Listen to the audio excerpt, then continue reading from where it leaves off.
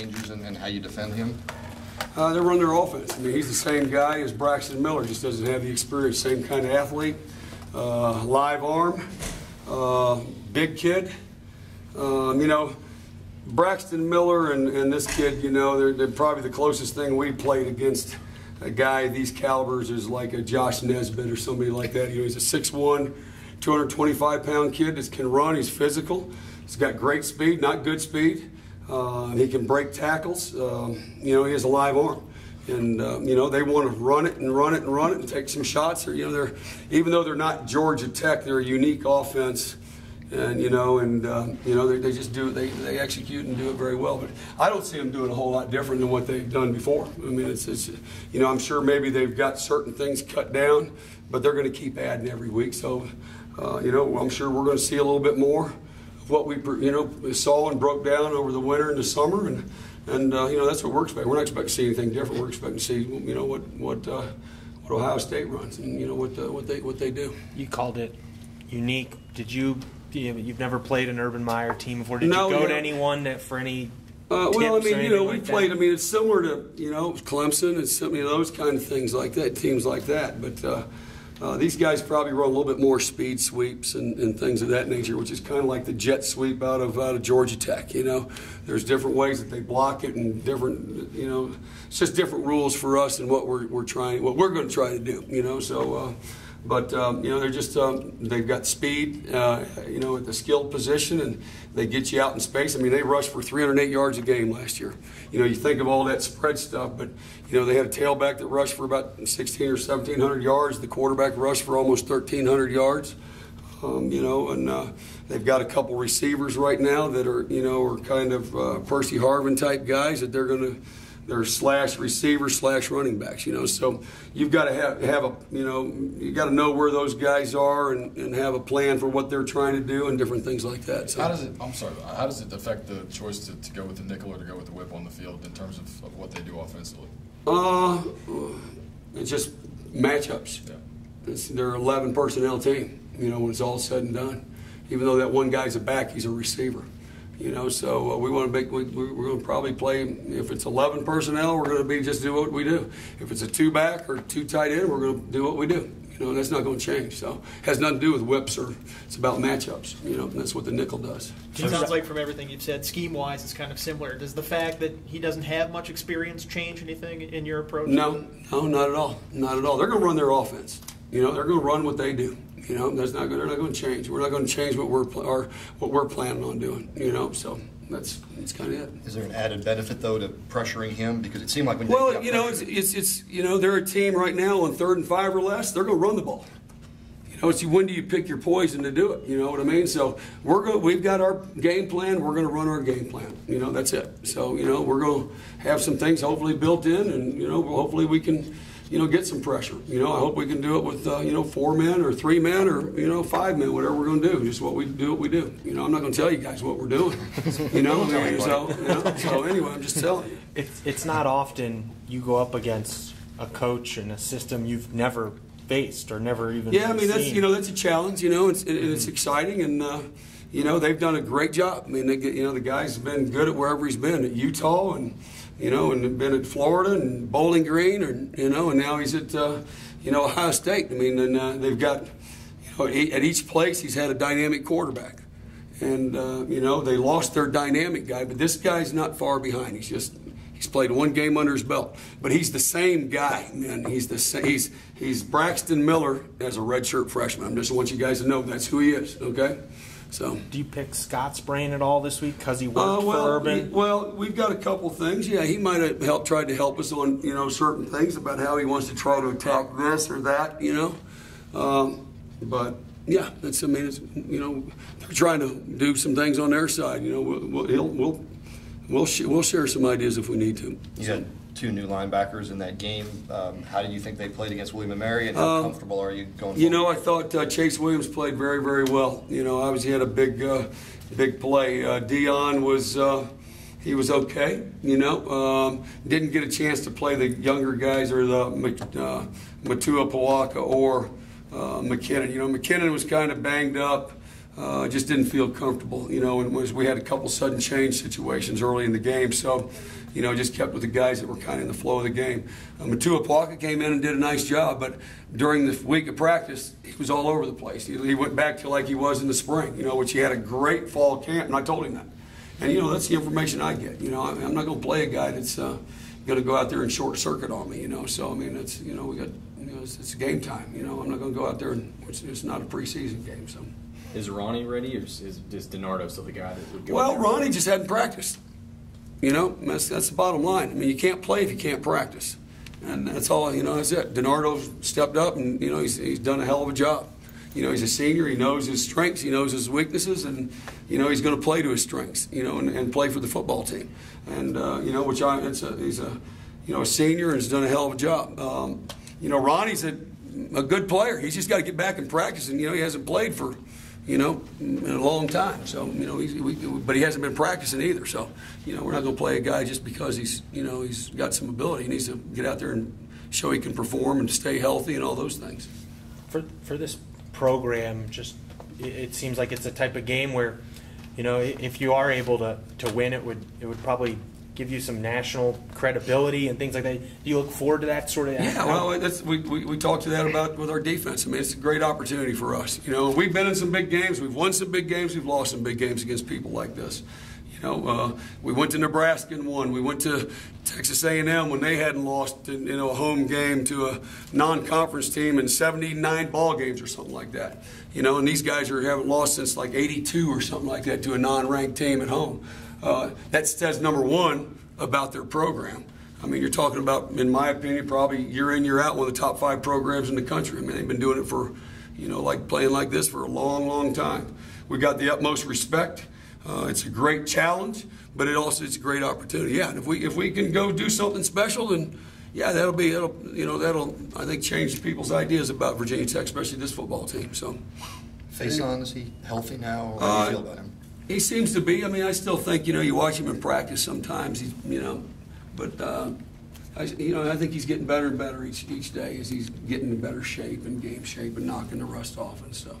At any point in time during either the week or the game going up against a great offensive mind like Urban, can you just enjoy the chess match between you two? Well, I don't know if it's, you know, enjoyable. It's a lot of work on Saturdays, you know, when you're trying to adjust and things like that. That's where we've been pretty good, and obviously they've run their offense, and you know, he's seen a lot of different schemes probably, and you know, he's going to adjust too, and so yeah, but that's part of the game, you know. You know, I'm just hoping our athletes can match up with theirs. That's kind of the big deal, because they, you know, like I said, they spread you out and they want to pound you, but also they're going to try to spread you and you know, stretch you horizontally too, you know, in the run game and in the pass game. So, you know, we've just got to play good with our athletes in space and match up against their athletes in space when it's all said and done, and be able to handle up front. You know, I know they were a little bit disappointed, I think, in the first half of the Navy game, but they came out in the second half, and you know, they probably rushed for about 200 yards in the second half. I mean, that's where I'm comparing them to Georgia Tech. You know, they spread you out, but they want to run the ball. I mean, like I said, they rushed for 308 a game last year. I mean, that's pretty impressive, you know. So it's and then they threw it for quite a bit too. But they were going to run it, take a shot. You know, and that's kind of what they do. You know, they do all that flooding into zones and things. You know, in the bowl game, they hit Clemson for a couple of big plays and dropped a play or two too. You know, the guys would still be running. You know, so that's where our biggest deal is. We got to match up with their athletes, with our athletes. Hopefully, will be an even matchup. You mentioned guys on sweeps and outside zone runs. I figure you're talking about number 2, Wilson, and the Jalen Marshall kid also. Are those guys that can put in motion and sort of, you guys got to really keep an eye on them, because they confuse you, I reckon. Yeah, I mean, and they'll run those things, they'll run counter stuff. You know, they're going to run those things, run counter stuff, run those things and throw a shot. You know, they're going to do a lot of different things, a lot of misdirections. What they try to do a good job, and what they do a good job, not what they try, what they do. They'll try to split your defense. So they're going to have one play running this way and another play running this way. You know, so you've got to be great with your key reads. And, you know, they'll do some sucker plays to try to get your eyes. You know, it's a good offense. You know, it's a pain in the tail, you know, to defend, and that's why they're good at good at what they do. But there's even some plays they might have 3 plays in one, and so that's what you got to. That's what as a coach you're trying to defend all those plays and being sound and having a guy fit in the right place with a free hitter besides cover the guy and all those kind of things, and then having leverage on the quarterback because he'll run a sweep, and if they see an end squeezing, he'll pull it on his own, and so it's just even they'll have plays run this way with a designed quarterback on the backside, So if you cheat out of your gap, they're going to expose you. So those are just things you got to be disciplined. You got to play fast, and we got to make plays in space because that's what they're going to create us to do. Sounds like you've watched maybe every Urban Meyer game at Ohio State. We have. I think we have. We have. So it's but it's what they do, and they're good at it, And we've just got to be disciplined, and I'm sure we'll see another little thing that they didn't show the first game, but what's part of their offense, what we prepared for. So I think they're going to take the Barrett kid and let him take one more step, or 2, to see where he is, and I'm sure they probably felt like going against Navy, they were just better than them. And I think they felt like they squandered a couple early opportunities to get up big because against that offense you got to get up. Just kind of like it was against Georgia Tech.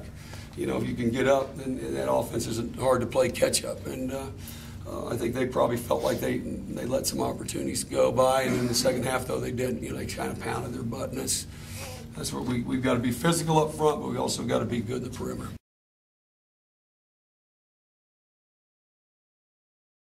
Too big a game. Yeah. What can you, just in a general scouting report, the way they play defense, what they do well, what do you see from them? I think it's one of the best defenses in the country. They got great personnel. They play discipline. They run to the football. They tackle well. Love the front 7. The back end is good, and they're just a really good defense. It's one of the best defenses that we've played. How big a question is it for you? I mean, your line played pretty well against William & Mary. Obviously, you step up in competition. How big a question is it how they'll perform on this stage? Well, there's a lot of variables that go into this game. You're going to walk into an environment that you can't hear anything, so communication is crucial. Our guys will play really hard. You got to get into the groove of not being able to hear. It's a place that if you're not careful, it feels like you're on an island by yourself, just because you can't communicate. So communication is going to be crucial, and just like I said, the defensive front is excellent. So we're going to have to play really hard. We're going to have to play smart, and it'll be a challenge. You obviously have a unique perspective of Urban Meyer, having worked for him. Is the reputation deserved, I would assume you would say? He's a great coach, yeah, in every aspect of it. He's got a great plan.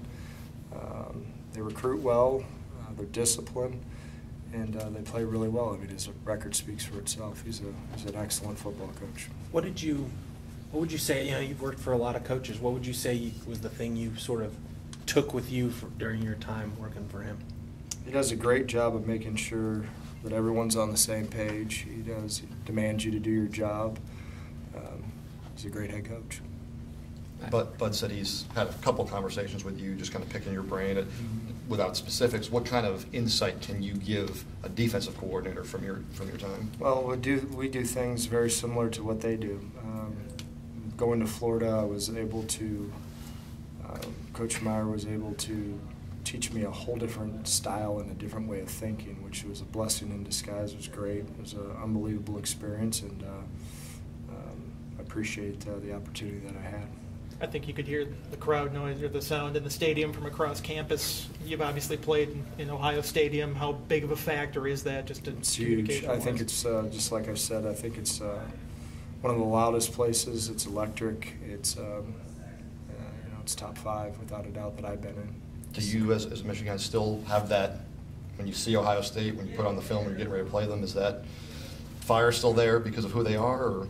Ohio State is it's a great program. We've got a ton of respect.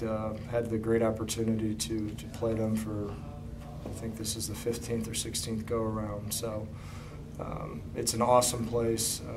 The place that I'm from is an awesome place, so that rivalry was unbelievable to be a part of. It was awesome. It was an awesome rivalry. So you don't have any motivational speech saved up for Saturday night for your offense about how much you want to beat their ass just because of the Michigan-Ohio State No, the Michigan and the Ohio State rivalry. That's the Michigan and Ohio State rivalry. This is the Virginia Tech and the Ohio State game. It's you know, that was the past, but the memories and the opportunities to play them, it was awesome experience. As someone who grew up in Ohio, did you kind of take note of them when you were a kid playing in high school and everything? Yeah, I loved Ohio State. I was a Buckeye. It's just that I felt that the best thing for me and my family was to play at Michigan. You mentioned learning kind of a different style under Urban. I wondered, the no-huddle you sort of showed on Saturday, how much of that would you say is playing to Brewer's strengths? How much of that is a philosophical change maybe from this program? We wanted to be no-huddle last year, but again, there was a lot of factors that occurred, and we're still in the beginning stages of that. There's a lot that we can do in the near future to make it faster, to go faster, to reduce the verbiage. So we'll just keep improving on that. Do you have like an ideal number of plays in your head that you'd like to get the speed up to? You'd love to be anywhere between 80 and 90 plays. I think in the perfect world, I think we're in the high 70s. And I think with the penalties, we're in the 80s. But you'd love to, you know, the more times you have the ball, the more opportunity you have to help Bud and the defense to keep the ball. So we want to keep the ball, and the no-huddle, you know, you could huddle, you could no-huddle. It doesn't matter what offense you run. If you run West Coast, if you run spread, if you run the 3-digit system, it all comes down to execution. So is there some advantages to all of them? Yes. And we just feel that right now with who we are and what we are, that's the direction that we're going. Not to say that we're not going to huddle and we're not going to trade and we're not going to shift and we're not going to motion. No, we're absolutely going to do that. Did you use some package plays on Saturday? We packaged, the plays are packaged in the huddle, they're packaged, everything that we do is packaged, everything we do. You get Stanford back tonight? Yes, we did. You expect him to play on Saturday? I absolutely do. Calvin Klein, what's his? You'll have to ask Coach Beamer. You'll have to ask Coach Beamer. With those plays that have multiple options in them, how much can you expand on that as the season goes on? You're constantly changing, expanding based on who you're playing. There's a lot that you can do in those multiple packages that we have. So it's really all depends on who you're playing and where we're at as a program. So was your last trip to Ohio Stadium the 1 versus 2 game? Yes, Coach Schembeckler passed away on Friday, and we played them 1 versus 2. Yes, sir. 06. Great football game. Yeah, I was there too. Great football game.